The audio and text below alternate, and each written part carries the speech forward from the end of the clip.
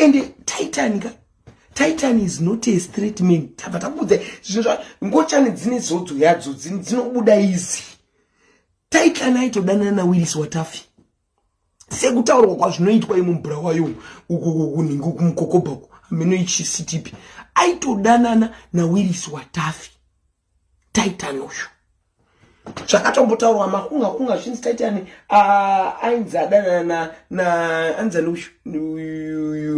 uyu musikana uyu okuzozadzwa edzina baba wa Mary Chiwengwa anonzi Amara Brown. Vanhu vakudzi bazuva abuda mukoko Amara arudana Titan zvikanzi na Amara aiwa Titan is not my type.